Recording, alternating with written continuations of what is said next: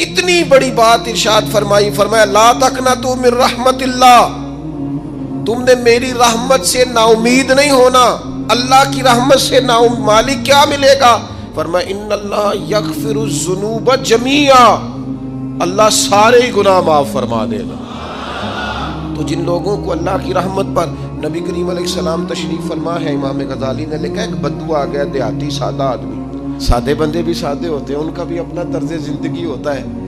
تو بدو آ گیا، سادہ آدمی تھا، آتے ہی السلام علیکم لے کے نا تو کوئی بات ہی نہیں کی، سیدھا سیدھا ہی کہتا یا رسول اللہ صلی اللہ علیہ وسلم یہ بتائیں قیامت کے دن حساب کس نے لینا ہے؟ حضور فرمانے لگے بھائی یہ تو بڑی صاف سی اور مختصر سی اور سادہ سی بات ہے، حساب تو اللہ تعالیٰ نے لینا ہے۔ اب اس نے جو لفظ کہے اللہ کے حبیب کی آنکھوں میں آنسو آ گئے، کہنے لگے اگر اللہ نے حساب لینا ہے پھر انشاءاللہ کرم ہی ہوگا۔ تو حضور فرمانے لگے تمہیں یہ امید کس طرح ہے؟ تو عرض کرنے لگے یا رسول اللہ کریم جب غالب آتا ہے تو معاف ہی کرتا ہے۔ جب کریم کا غلبہ ہوتا ہے نا، کریم بندہ جب کسی پہ قبضہ کر لے تو پھر معاف کرتا ہے، تو اللہ تو سب سے بڑا مہربان ہے۔ وہ بات کی اور اگلا جملہ ہی کوئی نہیں کہا، وہ چلے گئے۔ تو حضور علیہ السلام نے اب اس بات پر رزلٹ دیا، فرمانے لگے کریم محبوب بندہ سادہ تھا، بات بہت بڑی کر گیا ہے، بڑی بات کر گیا، سادہ آدمی۔ میرے عزیز، اللہ کی رحمت پر جن لوگوں کو امید ہو، انہیں موت سے ڈر، اور پھر جن کو محبوب کی ملاقات کا شوق ہو نا، ہم نے جان دے دی وعدہ دیدار پر، ہم سے وعدہ کیا گیا تھا کہ تم مرو گے نا تو تمہیں دیدار ملے گا، تو ہم نے جان ہی دے دی وعدہ دیدار پر، جان ہی دے دی وعدہ دیدار پر۔ اور پھر فرماتے ہیں نقد اپنا دام ہو ہی جائے گا، فرماتے ہیں ہم نے جان دی ہے اس وعدے پر کہ وہ ملے گا، تو امید ہے کہ یہ سودا ادھار نہیں۔ جیسے ہی قبر میں جائیں گے سامنے حضور کی زیارت نصیب ہو جائے گی۔ اس لیے لحد میں بھی عشق رخ شاہ کا داغ لے کے چلے، اندھیری رات سنی تھی سو چراغ لے کے چلے۔ یہ حدیث آپ نے بھولنی نہیں، یہ تنہائیوں میں یاد رکھنے کی روایت ہے، یہ تنہائیوں میں پڑھنے کی روایت ہے۔ یہ اپنے ذوق کو تازہ، جو لوگ کہتے ہیں نا وجد سرور کیف میں جانا چاہتا ہوں، وہ مشکات شریف کی اس حدیث کو دیکھے۔ اللہ کے حبیب علیہ السلام نے فرمایا لوگوں میں تمہیں بتاؤں قیامت کے دن اللہ تعالیٰ بندوں سے پہلا سوال کیا فرمائیں گے اور بندے اس کا جواب کیا دیں گے؟ یا رسول اللہ کرم فرمائیے بتائیے۔ تو کریم فرمانے لگے اللہ تعالیٰ قیامت کے دن بندوں سے سب سے پہلا سوال، اگرچہ بعض اور احادیث میں اور سوالات بھی آئے ہیں قیامت میں جو سب سے پہلے ہوں گے، لیکن اس حدیث میں یہ والا سوال حضور نے بیان فرمایا۔ حضور فرمانے لگے اللہ قیامت کے دن اپنے بندوں سے سب سے پہلا سوال یہ فرمائے گا کیا تم میری ملاقات کو پسند کرتے تھے؟ اوئے ہوئے ہوئے، کیا تمہارا ملنے کو جی چاہتا تھا؟ کبھی اے حقیقت منتظر نظر آ نہ لباس مجاز۔ اقبال کہتے ہیں تیرے کرم اتنے ہیں دل کرتا ہے تجھے دیکھیں، کبھی کبھی اے حقیقت منتظر نظر آ نہ لباس مجاز میں، لاکھوں سجدے تڑپ رہے ہیں میری جبین نیاز میں، تمہارا دل کرتا تھا مجھ سے ملنے کو؟ حضور فرماتے بندے عرض کریں گے مالک بڑا دل کرتا تھا۔ تو پھر اللہ فرمائیں گے یہ گفتگو کی معنویت تو دیکھو یار، اس کا حسن تو دیکھو۔ اللہ پھر پوچھیں گے کیوں دل کرتا تھا تمہارا؟ دل کرتا تھا تو کیوں کرتا تھا؟ عرض کریں گے مالک اس لیے کہ ہمیں امید تھی کہ تو معاف بھی کر دے گا، رحمت بھی فرمائے گا، اس معافی کی امید پر دل کرتا تھا تو ملے۔ حضور فرماتے ہیں پھر رب فرمائے گا مجھ پر واجب ہے، میں نے اپنے کرم سے واجب کر لیا ہے کہ آج تمہیں جنت عطا کروں گا۔ یہ جو ملاقات ہے نا، ملاقات کہ وہ ملیں گے، ان سے ملاقات ہو۔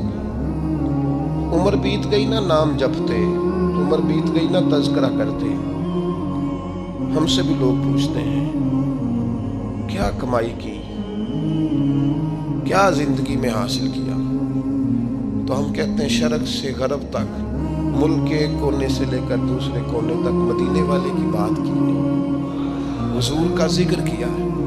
نبی پاک کے میں اپنی حیاتی تو قربان تھی، وہاں ساری محمد محمد پکیندے گزر گئی ساری۔ یہ اعزاز ہے، یہ کرم ہے۔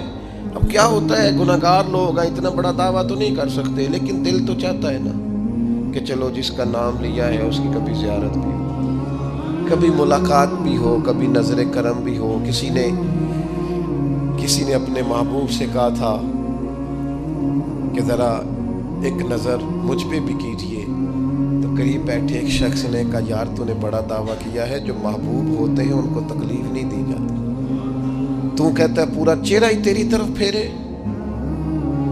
تو پھر اس نے اس درویش سے پوچھا کہ میں بھلا پھر کیا کروں، میرا دل تو میرا بھی کرتا ہے نا، چلو یہ تو آپ کی بات ٹھیک ہے کہ اب میں محبوب سے کہوں کہ اتنی تکلیف کرے کہ میری طرف پورا رخ پھیرے تو ٹھیک نہیں، تو پھر بتائیں میں کیا کروں؟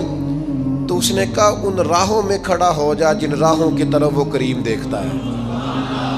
چلو اسی با کردار کو دیکھتے دیکھتے بیچ میں تیرے اوپر بھی نظر، مجھ پہ محشر میں نصیر ان کی نظر پڑ ہی گئی، مجھ پہ محشر میں نصیر ان کی نظر، اوئے ہوئے اللہ کرے آپ کو بھی وہ لطف آئے جو مجھے آ رہا۔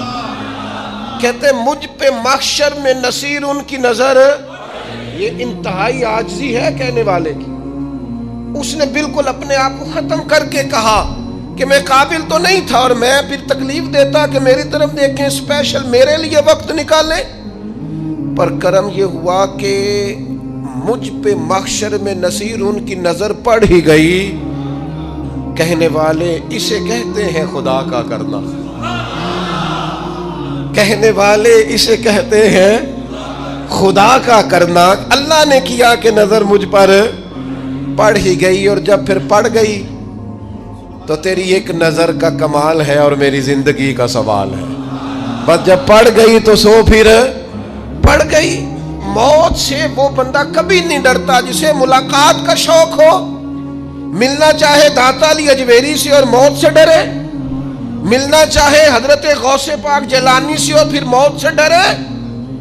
زندگی گزری ہو علی علی کرتے پھر موت سے ڈرے، عمر بھر سیدنا عثمان غنی کی سخاوت کی بات کی ہو اور پھر جنت میں جا کے ان سے ملنے کا شوق پیدا نہ کرے، ساری زندگی سیدنا فاروق کا عدل بیان کیا ہو، ساری زندگی ان کے انصاف کا تذکرہ کیا ہو، پوری امت کو بتایا ہو کہ اگر جینا چاہتے ہو تو عمر کے رستوں پر چلو، اور پھر یہ موت سے ڈرے اور مر کے جناب فاروق اعظم کی زیارت کو پسند نہ کرے۔ جسے صدیق کی وفائیں یاد ہو، جنہیں جناب ابو بکر صدیق کا عشق یاد ہو، وہ پھر ان کی زیارت نہ کرنا چاہے اور ساری عمر حضور کی نعت پڑھی ہو۔ مانا نہیں آتا تھا پھر بھی کہا بلغ العلا بکمالہ کشف الدجا بجمالہ حسنت جمیع خصالہ صلو علیہ والہ سے نہیں ترجمہ آتا تھا، پر جب بھی کو پڑھتا تھا یہ بھی جھومتا تھا مولا یا صلی وسلم دائماً۔ میں آپ کو بتاتا ہوں توتلا آدمی، توتلا اور دیوانہ مجذوب بیچارہ، سمجھ نہیں، توتلا بولنا بھی ٹھیک نہیں آتا۔ مجھے نماز کا سلام پھرا تو وہ جلدی آ گئے، وہ ایک مجذوب آدمی تھے، سادے تھے، تو سلام لی تو کہنے لگے میں گل کرنی سی، تو میں نے ان سے کہا کہ تھوڑی دیر کے بعد ملتے ہیں۔ سادہ آدمی ہے، اللہ مجھے معاف کرے، میں کوئی نقل تو نہیں ان کی اتار سکتا، اس زبان کو ہم توتلی نہیں کہتے، ہم اس زبان کو بلالی زبان کہتے ہیں۔ یہ بڑی خوبصورت زبان ہوتی ہے، یہ جو توتلے لب و لہجے ہوتے ہیں نا، وہ جب بچہ پوری طور پہ اماں نہیں کہہ سکتا، توتلا ہوتا ہے تو کوئی مزہ آتا ہے اماں کو اماں کہلوانے میں۔ جب وہ پوری طور پر باپ کو بابا نہیں کہہ سکتا اور توتلا ہوتا ہے تو کوئی مزہ آتا ہے کہنے میں۔ وہ جب دادی نانی دادا کہتا ہے تو دادے کا دل کرتا ہے یہ 100 بار کہے، چونکہ اسے کہنا نہیں نہ آتا، لیکن اس توتلاہٹ میں جو اس کو لطف آتا ہے۔ مجھے بڑے لوگ آ کے شعر سناتے ہیں، میں نے بڑے خوشگلو نعت خانوں سے زندگی میں سنا ہے، وہ صاحب میرے پاس آئے اور میں نے کہا بعد میں ملیں گے، تو سادہ آدمی ہے، مجذوب ہے، پورا شعور نہیں رکھتا، مجھے کہنے لگا مصطفیٰ جان رحمت کے بعد، مصطفیٰ جان رحمت پہ لاکھوں سلام کے بعد، یعنی معنی یہ تھا کہ سلام کے بعد، تو اب بڑے بڑے سریلے بندوں سا سنتا ہے میرا دل کرے، اور میں نے جان بوجھ کے ان سے کہا دوبارہ کیا جائے ذرا، کیونکہ توتلے تھے نا. میں نے کہا تو کہنے لگے مصطفیٰ جان رحمت پہ لاکھوں سلام کے بعد او میرے عزیز یاد رکھو ساری زندگی حضور کی نعتیں پڑھی، نبی پاک کے تذکرے سنے، اب موت سے ڈر جائیں؟ حالانکہ موت تو ایک پل ہے، پل سے گزریں گے تو سامنے اللہ کا دیدار بھی ہوگا، مدینے والے کی زیارت بھی نصیب ہوگی. تو زیارت ہوگی اور ہر نظر کانپ اٹھے کہ محشر کے دن خوف سے ہر کلیجہ دہل جائے گا، اوڑھ کر کالا جبہ وہ آ جائیں گے اور سارے محشر کا نقشہ بدل جائے گا. یہ موت کا خوف نکالنے والی چیزیں ہیں، ڈر. اچھا مجھے ایک بات بتائیں، یہ میں امید کی بات کرنے لگا ہوں، چلیں اب یہ بات تو مشکل ہے پر کرنی پڑے گی، مجبوری ہے. کبھی کبھی ابا جی سے مار بھی پڑ جاتی ہے بندے کو، گھر میں کو 2-4 لگ بھی جاتی ہیں، تو اس وقت نا جو سب سے بڑا سہارا کسی کو نصیب ہوتا ہے وہ یہ ہوتا ہے کہ اللہ کرے اماں گھر میں موجود ہو. اور میں نے دیہاتوں میں کئی مائیں ایسی دیکھی ہیں جو بیٹے کے حصوں کی مار کھاتی ہیں. ابا نے ڈنڈا لے لیا ہے بیٹے کی غلطی پہ، اب اماں بیچاری سامنے ہو گئی ہے، 2-4 اس نے بھی کھا لی. یہ بات آپ سمجھیں، موت کا خوف نکالنے کے مفہوم میں بات عرض کر رہا ہوں. اماں موجود ہو نا گھر میں تو ابا سختی بھی کرنے لگے تو کسی وقت احساس ہوتا ہے کہ جناب یہ سختی نہیں ہوگی کیونکہ میری اماں، اور اماں پوری وکیل بن جاتی ہے کہ نہیں تو نہیں پتا وہ ہو گئی غلطی، وہ فلانے دے منڈے نے خراب کیتا ہے، حالانکہ ہو سکتا ہے اس نے اس کو بھی خراب کیا ہو، لیکن وہ اماں وکیل ہے، وہ وکالت کر رہی ہے اور وہ بے لوث کر رہی ہے. ہوتا ہے ایسے، اس بات کو سمجھ لے اچھے طور پر. موت کا خوف نہیں، ڈر نہیں، اس لیے کہ گھر میں ماں موجود ہو تو باپ کا ڈر نہیں ہوتا. تو قبر حشر میں تو رسول کریم موجود ہے، وہاں تو نبی کریم موجود ہے، وہاں تو اللہ کریم اپنی رحمت فرمائے گا بندوں پر. اس لیے خوف نہیں، پینک نہیں، اپنی غلطیوں کا احساس ضرور کریں، اپنے اعمال پر توجہ ضرور دیں، لیکن موت کے خوف تلے دبتے نہ جائیں. انشاءاللہ صبح قیامت کرم ہوگا. میرے نبی پاک علیہ الصلوۃ والسلام نے تو فرمایا ہے بس ہم نے ایمان کامل لے کے جانا ہے دنیا میں. حضور نے فرمایا ہے جس طرح 14ویں رات کا چاند چمکتا ہے اس طرح میرے غلاموں کے چہرے چمکیں گے قیامت کو. اللہ کے رسول صلی اللہ علیہ وسلم فرماتے ہیں جسم کے جن جن حصوں پر وضو کا پانی لگتا رہا وہ قیامت میں چمکیں گے. دور سے لوگ ان کا نور دیکھیں گے، پتہ چلے گا وہ محمد عربی کے غلام آ رہے ہیں. یہ کرم ہوگا صبح قیامت، یہ عطائیں ہوں گی. اس لیے مومن موت سے ڈرتا. سیدنا بلال حبشی رضی اللہ تعالیٰ عنہ، آخری وقت ہے، نزع کا عالم طاری ہے، اور یہ گفتگو دیکھیں غلاموں کی. آپ کی اہلیہ رو پڑی، کہنے لگی ہائے ہائے افسوس. حضرت بلال فرمانے لگے کیا ہوا؟ کہنے لگی افسوس ہے کہ آپ دنیا سے جا رہے ہیں. تو حضرت بلال نے مضمون ہی بدل دیا، سوچ کا زاویہ ہی بدل دیا. فرمانے لگے یہ افسوس کا مقام نہیں، یہ تو خوشی کا مقام ہے. اس لیے کہ میری آج آنکھیں بند ہوں گی، قبر میں کھلیں گی، مدینے والے محبوب سے بھی ملوں گا، حضور کے غلاموں سے بھی ملوں گا صلی اللہ تعالی علیہ وسلم. تو موت تو مقام مسرت ہے، اور اگر یہ مل جائے زندگی میں. ایک بدو ایمان لے آئے، ابن ماجہ میں موجود ہے. حضرت ابو ہریرہ رضی اللہ تعالیٰ عنہ حدیث کے راوی ہیں، فرماتے ہیں ایک بدو ایمان لائے اور انہوں نے حضور علیہ السلام کے ساتھ ہجرت بھی کی. ابن ماجہ میں موجود ہے. تو نبی پاک علیہ السلام نے نا انہیں ایک صحابی کے ساتھ کر دیا، اب ان کے کام کاج میں مصروف ہو گئے ان کے ساتھ. تو حضور علیہ السلام نے نا ایک جگہ سے مال غنیمت آیا، تو طریقہ مبارکہ یہ تھا کہ مال غنیمت میں سب کو حصہ دیا جاتا تھا. اگرچہ وہ جہاد پہ نہیں گئے لیکن حضور نے انہیں بھی حصہ دیا. تو وہ صحابی تو رو پڑے، عرض کرنے لگے حضور میں اس کے لیے تو ایمان نہیں لایا تھا.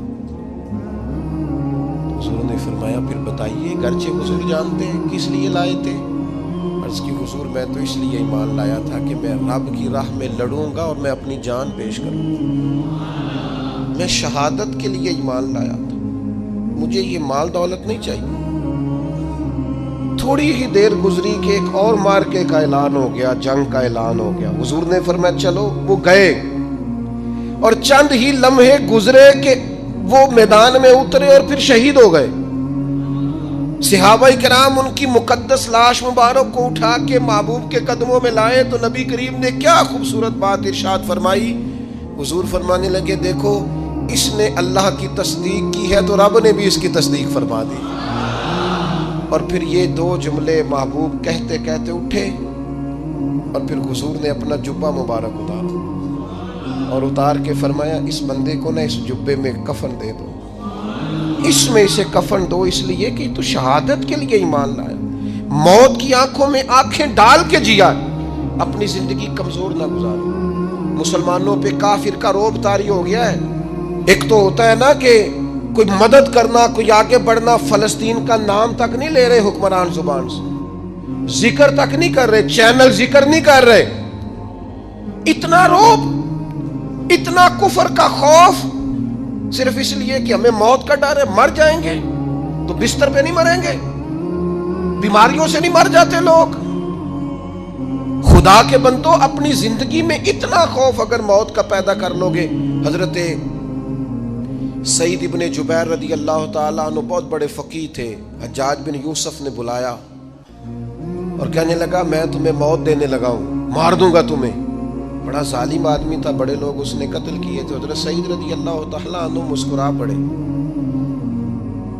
اور غصے میں آیا، کہنے لگا کیوں ہنستے ہو؟ فرمانے لگے تو بڑا بیوقوف ہے، تجھے کس نے کہا زندگی اور موت تیرے ہاتھ میں، یہ تو تب آئے گی جب میرا رب چاہے گا۔ کہنے لگا لے جاؤ ان کو اور جا کے قتل کر دو۔ تو وہ جب جلاد لے جا رہے تھے تو آپ اور کھل کے مسکرائے، ہنسے۔ یہ آپ کی طاقت ہے کہ موت کو دیکھ کے مسکراہٹ ہو، لبوں پہ تبسم، رقصہ ہو، مسکرائے۔ جب آپ مسکرا رہے تھے تو اس کو اور غصہ ہے، واپس بلایا، کہنے لگا مسکراتے کیوں ہو؟ فرمانے لگے تیری جرت پہ مسکرا رہا ہوں، اور اس بات پہ مسکرا رہا ہوں کہ رب کتنا بے نیاز ہے، تیرے جیسے لوگوں کو بھی مہلت دے رکھی ہے، کتنا بے نیاز ہے، تیرے جیسے لوگوں کو مہلت۔ اور غصے، کہنے لگا میرے سامنے قتل کرو۔ حضرت سعید ابن جبیر رضی اللہ تعالیٰ عنہ نے منہ کعبے کی طرف کر کے پڑھنا شروع کیا، انی وجہت وجہی للذی فطر السماوات والارض حنیفا وما انا من المشرکین۔ آپ یہ پڑھ رہے تھے تو کہنے لگا اس کا منہ کعبے سے پھیر دو۔ کعبے سے منہ پھیرا تو آپ فرمانے لگے تو بڑا ہی بیوقوف ہے، میرا رب کو صرف کعبے کی طرف مقید ہے، وَلِلَّهِ الْمَشْرِقُ وَالْمَغْرِبُ فَأَيْنَمَا تُوَلُّوا فَثَمَّ وَجْهُ اللَّهِ۔ چہرہ پھیر دیا جب اس نے تو آپ فرمانے لگے مشرق بھی اللہ کا، مغرب بھی اللہ کا، اور اللہ فرماتا ہے تم جدھر بھی منہ کرو ادھر ہی اللہ کی رحمت ہے۔ یہ پڑھا تو اب اس نے لٹایا، اور جب وہ آپ کو قتل کر رہا تھا تو حضرت سعید ابن جبیر کی ایک زوردار آواز گونجی، فرمایا یاد رکھنا مجھے اسی طرح قتل کرنا جس طرح تم خود قیامت میں قتل ہونا پسند کرتے ہو، میرا آخرت پر یقین کامل ہے، محشر میں عدالت لگے گی، میں تمہیں قتل کروں گا میں۔ حضرت سعید ابن جبیر کی وہ جرت تھی کہ دربار سارا لرز گیا حجاج کا۔ حضرت سعید ابن جبیر رضی اللہ تعالیٰ عنہ کہنے لگے اللہ اسے میرے بعد کسی پر مسلط نہ کرنا، میرا قتل آخری ہو، میرے بعد نہ ہو۔ ڈر گئے لوگ، سہم گئے، اور وہ جو جلاد آپ کو قتل کر رہا تھا اس کے بھی ہاتھ کانپ رہے تھے۔ اتنی جرت، موت کا ایک منٹ کے لیے خوف نہیں۔ حضرت سعید ابن جبیر رضی اللہ تعالیٰ عنہ شہید ہو گئے تو اتنا خون نکلا، اتنا خون نکلا، اتنا خون نکلا، خون بند ہی نہیں ہو رہا۔ ایک طبیب بیٹھا تھا، ہانپتے کانپتے ڈرے ہوئے، سہمے ہوئے۔ حجاج کہنے لگا اسے اتنا خون؟ تو کہنے لگا بادشاہ میں نے سالوں مریض دیکھے ہیں، اس کو پتہ چل جائے نا مرنے والا ہوں وہ تو اتنا خوف میں آتا ہے، پہلے ہی اس کا سارا خون جم جاتا ہے اور سکڑ جاتا ہے اور اس کا خون جل جاتا ہے۔ یہ جو بندہ تم نے شہید کیا ہے نا اس میں ایک رتی برابر بھی موت کا خوف نہیں، موت کے خوف سے بے نیاز تھا، اتنا خون نکلا۔ حضرت سعید ابن جبیر شہید ہوئے اسی دن حجاج کے پیٹ میں درد شروع ہوا، صرف 15 دن حجاج بعد میں زندہ رہا ہے، 15 دن، اور ساری رات تڑپتا تھا، کہتا تھا مجھے خواب میں آ کے پیروں سے گھسیٹتے۔ حضرت سعید ابن جبیر چلاتا تڑپتا 15 دنوں کے اندر۔ طبیبوں نے کہا تیرا جو مرض ہے یہ کوئی آسمانی عذاب ہے۔ میرے عزیز موت سے ڈرے نہیں، بلکہ جو ظالم ہو ان کو ڈرا دیں، یہ مومن کی شان ہے۔ اپنی زندگی کے اندر سے موت کا خوف نکال دیں، تاکہ زندگی کے جو دن ہیں وہ جیے تو جا سکیں، وہ انسان مضبوطی سے وقت سے گزار سکے۔ حضرت علی شیر خدا رضی اللہ تعالیٰ عنہ نا وہ جیکٹ نہیں پہنتے تھے جنگی، جو کمر پہ پیچھے لوگ پہنتے تھے نا، تلوار کوئی مارے تو زخم نہ ہو۔ تو کسی نے مولا علی شیر خدا رضی اللہ تعالیٰ عنہ سے فرمایا پشت پر آپ ہو، جیکٹ نہیں پہنتے لوہے کی۔ آپ فرمانے لگے پشت تو دکھانی نہیں تو کہنے لگے موت سے ڈر نہیں آتا؟ فرمایا بالکل بھی نہیں، اور فرمایا مجھے بالکل ڈر نہیں آتا کہ میں موت پر آ گروں یا موت میرے اوپر جا گرے۔ ہم تو شہادت حضرت خالد بن ولید رضی اللہ تعالیٰ عنہ ایک دن نوجوانوں کو خطاب کرتے کرتے کہنے لگے موت سے کبھی نہ ڈرنا، میں نے ساری زندگی جنگوں میں گزاری ہے، میرے وجود پر ایک ذرہ بھی جسم کا حصہ ایسا نہیں جس پر زخم نہ ہو۔ اور جو کہتے کہتے رو پڑے، فرمانے لگے یہ بات کرتے کرتے رو پڑے، فرمانے لگے دیکھ لو زندگی ساری میدانوں میں گزاری ہے، لیکن شہادت اللہ تعالیٰ نے میرے لیے وہاں نہیں لکھی تھی، یہاں اللہ تعالیٰ نے اپنی رحمت کے لیے موت میرے لیے لکھی تھی۔ تو یہ تو اللہ کا کرم ہے۔ قریب ایک بزرگ صحابی اور بیٹھے تھے، فرمانے لگے آپ کی نیت شہادت کی تھی، انشاءاللہ آپ قیامت میں شہیدوں میں ہی کھڑے کیے جائیں گے۔ تو میرے عزیز خوف نہیں موت کا۔ آخر میں 2-3 گزارشات عرض کرنی ہے۔ ایک تو میری آپ سے گزارش ہے، جنہوں نے ابھی تک قرآن مجید کی تلاوت شروع نہیں کی، وہ ابھی سے آج سے 10 منٹ ٹائم ہو تو مسجد میں بیٹھ کے ایک رکوع پڑھ کے جائیں، قرآن مجید نہیں چھوڑنا۔ رمضان کا تعارف یہ ہے کہ شہر رمضان الذی انزل فیہ القرآن، تو قرآن مجید سے دلچسپی۔ دوسری میری گزارش ہے راشن بانٹنے والوں سے بھی کہ مہربانی کریں لائنوں میں لگانا چھوڑ دیں، اور لینے والوں سے بھی میری عرض ہے کہ اللہ تعالیٰ سارا سال عطا کرتا ہے، 3-4 ہزار کے لیے کیوں اپنے آپ کو آپ تکلیف میں ڈالتے ہیں؟ سارا سال اللہ دیتا ہے۔ اور پھر میری آپ سے یہ بھی اپیل ہوگی کہ طبیعتوں میں حلم پیدا کریں، بردباری پیدا کریں، یہ بڑی ضروری چیز ہے۔ مثبت سوچیں لائیں، روزہ ہماری تربیت کرتا ہے۔ اور پھر آپ سے یہ بھی اپیل کروں گا رمضان شریف کی مقدس گھڑیوں میں صرف اپنے لیے نہیں سوچیں، امت کے لیے سوچیں، بالخصوص فلسطین کے مسلمانوں کے لیے کم از کم دعا مومن کا ہتھیار ہے، وہ تو جم کے کریں اللہ کے حضور۔